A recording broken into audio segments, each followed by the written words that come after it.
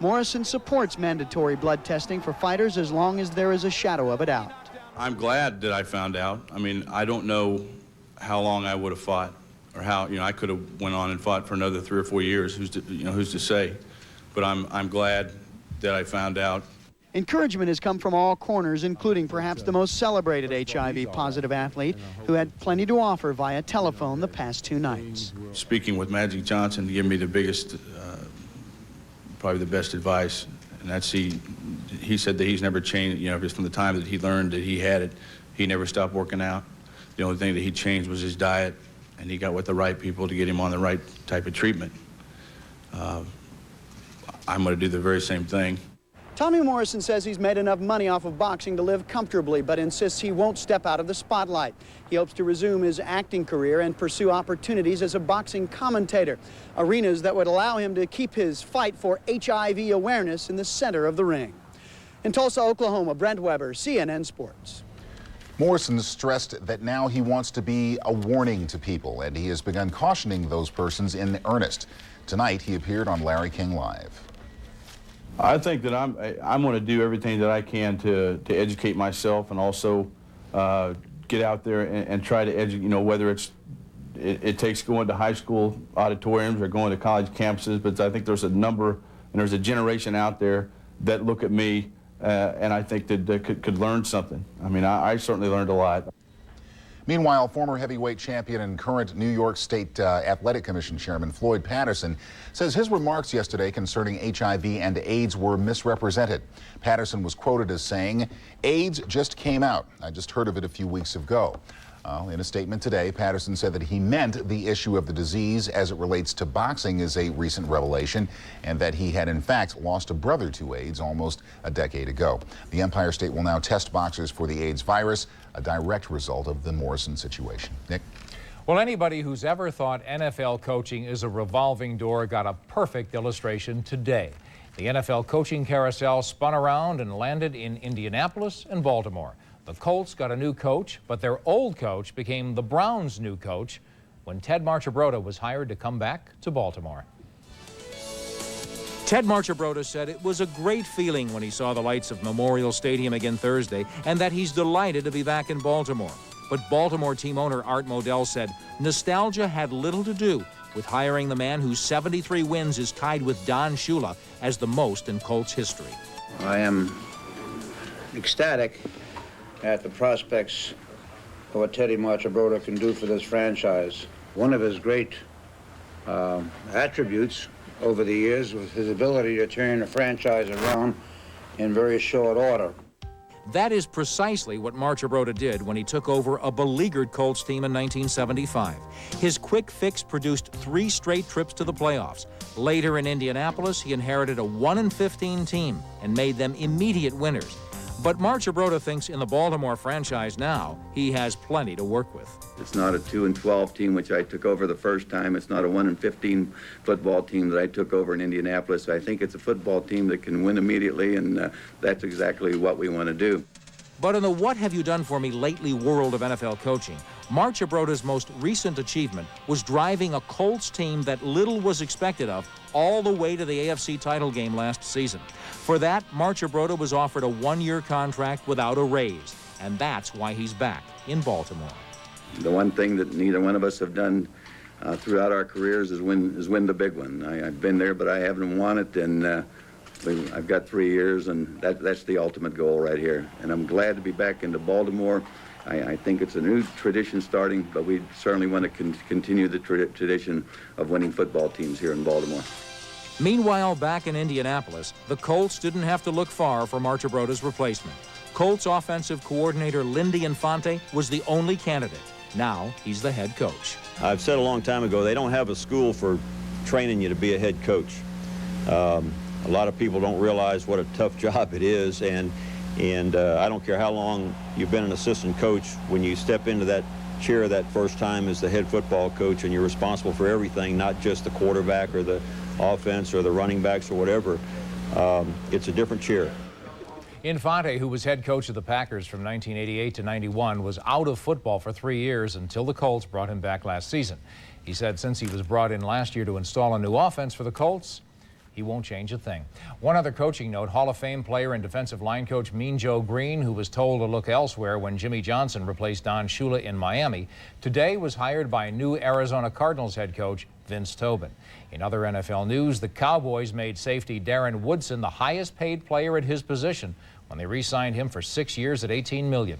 The Falcons held on to free agent tackle Bob Whitfield, paying him $15 million for 5 years, which makes him the highest paid offensive lineman in the game. Still ahead on sports tonight, taking stock of the record book. Utah's point guard tries to steal his way in. And could the Bulls make it 14 straight over the Pistons? Detroit playing their visitors tough and tight. And a team with great expectations reports to spring training. We'll talk to the vastly changed St. Louis Cardinals. And Mike Tyson is now 1 win and a month away from reclaiming a heavyweight title. We'll hear what he had to say today when CNN Sports Tonight continues. I got a passion. 626. A passion. Total luxury. Price like a base Altima. Best basic warranty in its class. 626. Passion for the road. Lease a 626 from $209, $999 down. 626. This isn't about why your business has to communicate better or when the time is ripe to put all the new technology to work. We're past that stage. This is about putting laptops on desks and pages in pockets. It's about email and the internet. It's about a person who puts it all together and a company that can give you the hardware and software you need. This isn't about blue sky or sci-fi or by the by. This is about now, about how. Network MCI, that's how.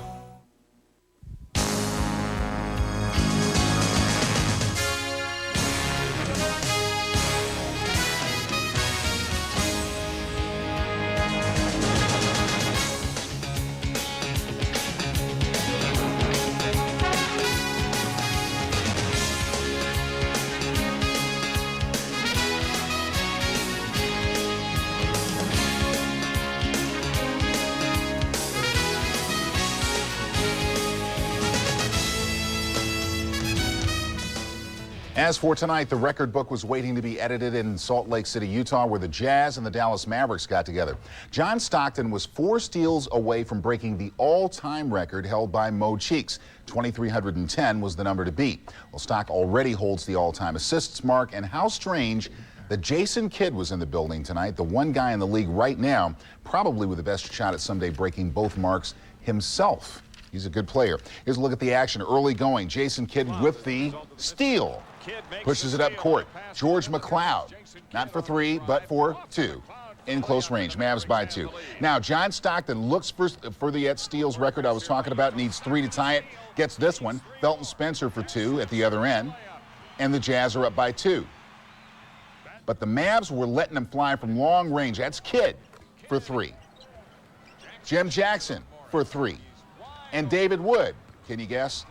9 3-pointers in the first half. The Mavs with a team record for the triple ball tonight, but not getting into the record books. It does not appear. John Stockton, he has 2 steals in the game, and that leaves him 2 short of breaking the record, 1 shy of tying the record. So it will have to wait for another day, barring an unforeseen happening tonight. Now the Spurs and the Rockets in Houston. The Spurs getting run away from early. Clyde Drexler goes in for the layup at home. The Rockets were up 63-48 at the half. It's a laugher. Hakeem goes to the shake over David Robinson. 78-65 Rockets. But it tightens up before the Rockets are able to move the ball to Robert Horry, who hits the old sharp stick in the eye, the 3-pointer at home late. His first points of the game, in fact, and the Rockets were up 107-105 there. Houston wins at home 112-108 over the Midwest leaders. Big game. The Bulls at Detroit was interesting for a lot of reasons. First, Michael Jordan and Grant Hill were on the same floor. Plus, could Chicago continue its rampage? Also, the Pistons have been a pleasant surprise. Now, could they shock the best team in basketball? Let's find out. Auburn Hills, the Palace, and here we see Joe Dumars in trouble. Michael Jordan on the way. He takes off, and the Bulls slam in front by 9 at halftime. Chicago in control until Detroit launches its late bid. Grant Hill pick and roll to Otis Thorpe for the jam. Pistons are within a point now, tied at 96. Hill one-on-one with Scottie Pippen. He loses him, spins past Dennis Rodman, and now Detroit has the lead. Pistons by 2, 7 seconds left. Pippen, the inbound, attacks his shot's no good, but Dennis Rodman is there. And how pumped is he as they go to overtime on that move? Jordan with the ball. He puts the moves on Allen Houston for 2. He had 8 of his 32 in the extra session. Pippen, 20 points, 13 rebounds. Rodman had 19 boards before fouling out. But boy, the Pistons had the Bulls on the hook tonight. One other NBA note, the Knicks will be without heavy rebounder Charles Oakley for 6 weeks. Oakley broke his right thumb in the loss last night to Charlotte and had surgery today in New York. Fred? Now baseball. Spring training is underway. And of course, as they say, hope springs eternal for every club. But no team is more enthusiastic right now than the St. Louis Cardinals. Brand new from top to bottom. Hope somebody remembered the umbrellas in St. Petersburg, Florida today, though. Newcomer Royce Clayton was among 6 infielders working out inside today, showing up 5 days before the first full squad workout. And Dennis Eckersley, who joined manager Tony La Russa in the trip over from Oakland, was modeling his new colors. As for all that rain, we're looking forward to it, so much so that just because it rains, it just puts a slight dent in the plans. And nothing's going to rain on the parade, even rain. I always thought that we'd come to St. Louis and everything was all red, and I thought they had great looking uniforms, so I was looking forward to it. The biggest problem for me is just trying to get all the names straight. Watch a show, Eck will help you. Still ahead, back to the rack. Do Canby and UMass look past LaSalle to their big weekend ahead? And speaking of big weekends, will Dale Earnhardt finally have his down Daytona way? Ultimate champions. Ultimate challengers. Ultimate matchups. The ultimate. 8 fighters, 7 fights, only 1 champion. The UFC's Ultimate. Live on DirecTV. The Ultimate Fighting Championship. The ultimate sport. The ultimate. These are the heroes of the American workforce, living in mid-priced hotels, without room service, without laundry service, without a free weekday newspaper delivered to their door, squeezed into uncomfortable meeting rooms. Who booked this hotel? ITT Sheraton to the rescue with new 4 Points hotels, the mid-priced hotel with all the amenities, because you deserve better, much better. They have campaigned in villages and towns from the seacoast to the mountains. Now the Republican candidates return to New Hampshire for the final weekend of campaigning. And CNN will be there with complete team coverage with Bernard Shaw, Judy Woodruff, and Bill Schneider. Throughout the weekend, CNN will devote its programming to examining the issues and the candidates. And on Monday and Tuesday, Larry King will be in New Hampshire to interview the front runners. For the most complete and comprehensive coverage of the New Hampshire primary, stay with CNN today and throughout the weekend.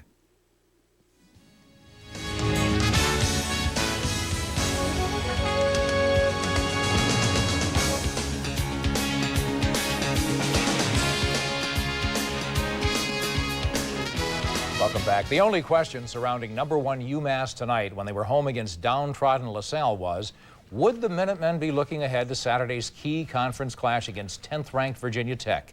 In a word, the answer was yes. Let's look. End of the half, and LaSalle closes with a 12-2 burst. Jasper Van Tesseling with the J. And UMass is in an 8-point hole, but they dig out.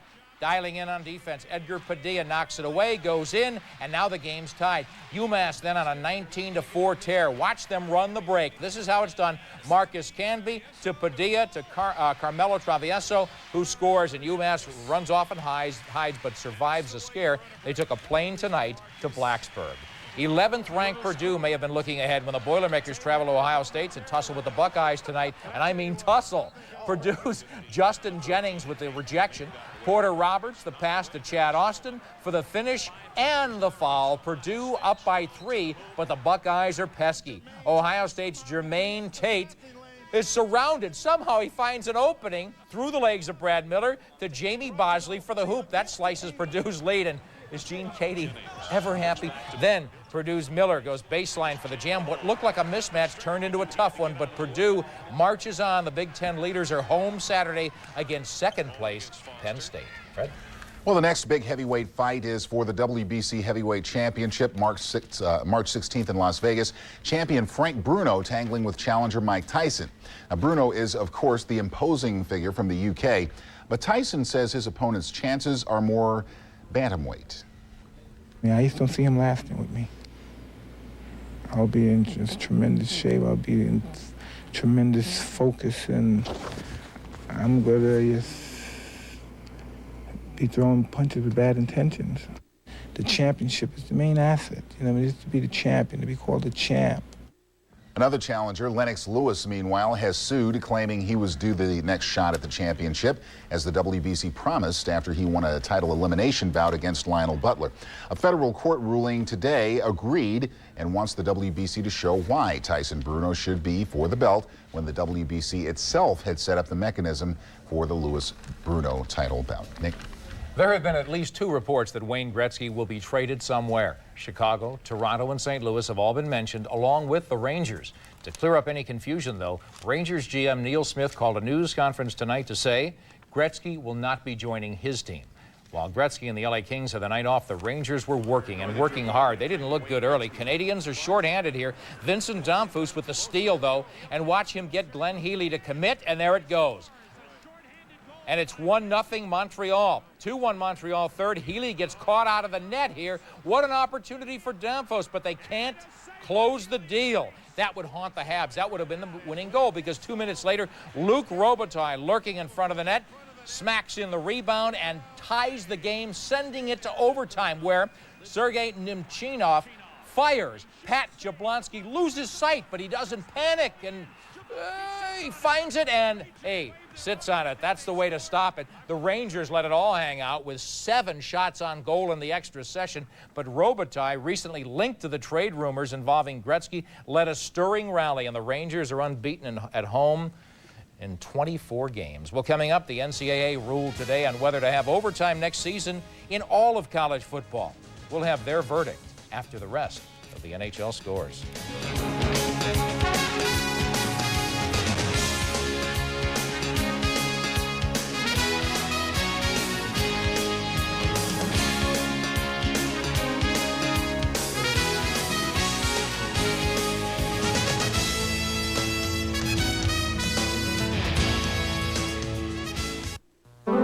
They say, surround yourself with Earth's forms and you'll find tranquility. In the presence of power, you'll achieve peace of mind. Remove yourself from chaos and you'll experience rejuvenation. Hence, our newest edition, Wide Open Spaces. Introducing the longer, roomier Jaguar Vanden Pla. Thanks to Sprint Business, there's a company who does more business in skis. Sprint gave us an edge. Sprint worked with Milan and brought them real solutions to help them get ahead, so they can check orders online from anywhere and promote new products through video conferencing. Now they do business a whole new way. And sales are really soaring. We'll help your business do more business. Call Sprint Business. Friday Night NBA on TNT. Just as Kenny Anderson settles into the Hornets high, Mutombo and the Nuggets look to stir things up. Nuggets, Hornets, tomorrow at 8 on TNT.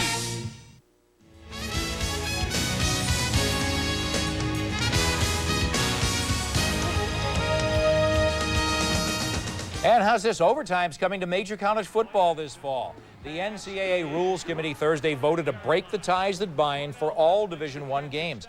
The tiebreaker was used here for the first time in the Las Vegas Bowl in December when Toledo beat Nevada 40-37. Losing Nevada coach Chris Ault said he was happy with the OT despite the loss and called ties, quote, a crime, and that the old guard needed to get off their butts and change the rules. Well, they listened, and today they did. It is a rite of racing that dates all the way back to 1959. That was the year they ran the very first Daytona 500. The top NASCAR drivers take the track in a pair of qualifying races known as the Twin 25s. The front row, that's already set. Dale Earnhardt earned his first Daytona pole last Saturday. Ernie Irvan will sit on the outside of row 1. The positions 3 through 30 were determined on the track today. In row 2, two-time defending Daytona 500 winners Sterling Marlin and Ken Schrader. Behind them, Terry Labonte and John Andretti. In row 4, it's Dale Jarrett and Jeff Gordon. And in row 5, Wally Dallenbach and Ricky Rudd. But let's get back to Earnhardt for just a moment. Now, here's what you could legitimately call a wily veteran on the track. He has done just about everything a driver could possibly do at the Speedway. Everything that is, except win Sunday. Here's Mike Galanos. Once again, Dale Earnhardt winds up in victory lane at Daytona. It's his 27th win at the track. But no one will let the 7-time Winston Cup champ live it down that he's 0 for 17 in the Super Bowl of stock car racing. I'd ask them if they wanted to trade. I think they would. I don't think they'd just keep the Daytona 500.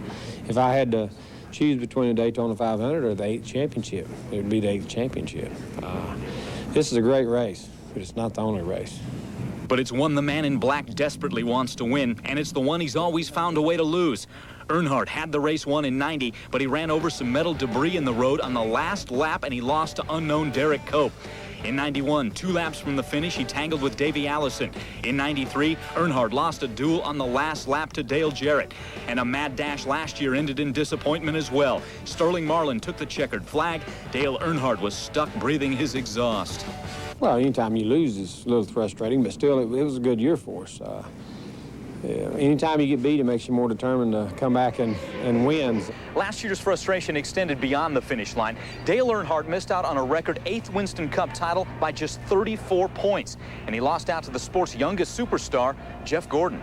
But Earnhardt is not ready to abdicate his throne to the 24-year-old wonder boy. I'm not the only guy he beat. I finished second to him. This year, we're all ground zero again, and we got to race everybody again. Yeah, he's the 1995 Winston Cup champion, but we're all back on ground zero again. And the man in black is quick to point out it's him, not Gordon, that everyone will be chasing to start the season. For the first time in his career, the 44-year-old has the pole for the Daytona 500. I'm ready. I'm more ready for this than I've ever been for anything. I can't wait to get in the race car and go race. It's time to get started. Let's go. But until he stays out in front, there are those that say Earnhardt's resume is incomplete without winning the big one. He retorts, bullshit. The most effective way Earnhardt can answer his critics is to win the sport's most prestigious race. From the Daytona International Speedway, I'm Mike Galanos, CNN Sports. And Mike will have more from the Speedway tomorrow. But meanwhile, time for our nightly feature, the play of the day. And for that, it's high school basketball in North Carolina. Well, there's the score. And we'll show you what happened. North Stanley leads Salisbury by 2, 3.5 to play. Salisbury inbounds to Cedric Robinson. Boy, I'm glad somebody brought a camera and sent us the tape. You got to see it again. They've even got replay going here. There it is. You inbounds, you just calmly throw a bomb. That would be NFL style. Down 2, only a 3 will do. Bingo, no problem. Play of the day. Play of the day, brought to you by Network MCI. How you can get modern communications technology working for your business. This is about advanced communication technology, about what's happening today. How things like the virtual office and call centers can work for your business. But it's not about bits, bytes, bells, or whistles. This is about people who know how to listen and where to look.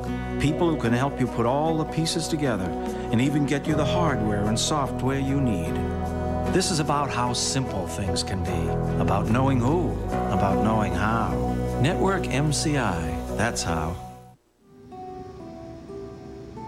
What does it feel like in the new Club World tilting cradle seat?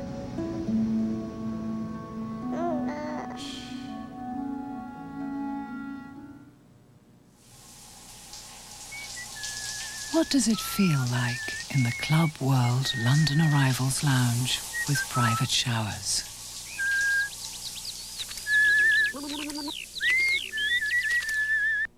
Investing your money. What's your strategy?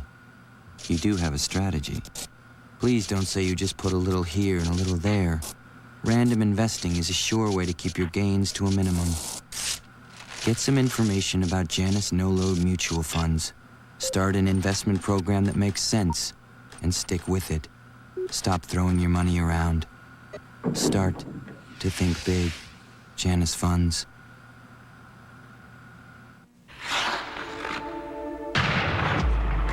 Only one had the power of Eric Heidman.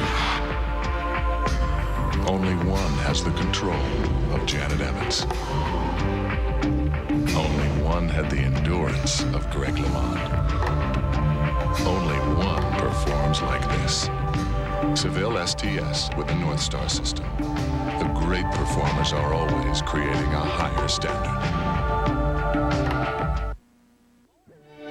The Centennial on ice happening in St. Petersburg, Russia. New U.S. champ Rudy Galindo has withdrawn from the competition. The rigors of a left ankle sprain suffered a couple of weeks ago were too much, and Galindo's sister made the call. She wanted to withdraw me from before the short program, so to do no permanent injury on my ankle before World Championships.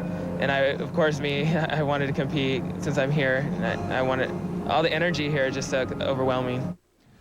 Coverage of this event continues down the dial on TBS tomorrow night at 8:05 Eastern Time.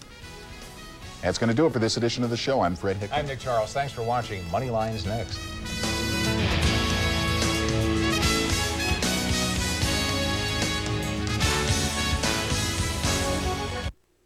Sunday, it can steal away family, friends, and each precious moment of a life once lived. Alzheimer's, the long goodbye. CNN presents Sunday.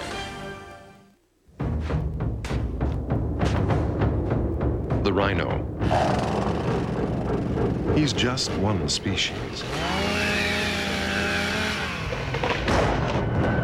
But if he goes, he could take a few things with him.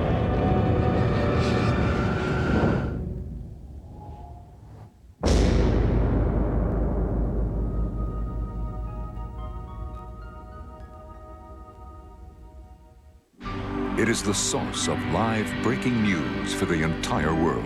Available to over 500 million people on 6 continents. It's 5 networks, backed by 3,000 professionals in 30 bureaus worldwide. Its correspondents, some of the best reporters in the business. From its site on the internet to over 600 global affiliates, it is television's largest and most experienced news-gathering organization. This is CNN. Financial news to start your business day. Weekdays, 6 Eastern on CNN. NBC goes on another shopping spree, snapping up rights to one of golf's crown jewels well into the next century. Decision day at RJR Nabisco as shareholders vote on whether to follow a controversial shareholder and force the company's hand. And CBS comes out swinging in a courtroom showdown with Brown and Williamson Tobacco. The economy shows a few sparks of life, but that only sparks a bond sell-off. From the world's financial capital, New York City, this is Moneyline with Lou Dobbs. Good evening. I'm Beverly Shook in for Lou Dobbs. A series of conflicting reports on the economy spooking the bond market. Chief among them, what initially appeared to be a surprisingly strong report on factory orders for December. After slipping in October and November, the nation's factories finally showing some spark in December. Strong demand for airplanes helping boost factory orders by 1.3%. But by the end of the day, economists who picked through the report said it wasn't as strong as it first appeared. Rebound in factory orders in December was really a function of the strike at Boeing being over and some of the foreign multinational companies ordering aircraft again. And I think once you take that out, the order picture is not that strong. In fact, I see a lot of weakness in certain industrial components. I think that weakness is showing up here in the first half of the year in production cutbacks and also some layoffs. Evidence of those layoffs today, the Labor Department reporting that weekly jobless claims surged by 21,000 last week. And the National Association of Manufacturers predicting very modest growth this year. The forecast, an annual rate of just 2.1%, is roughly in line with the Clinton administration's latest estimate. The NAM also calling for lower interest rates to boost economic growth. 3 out of 4 manufacturing executives favor easier credit.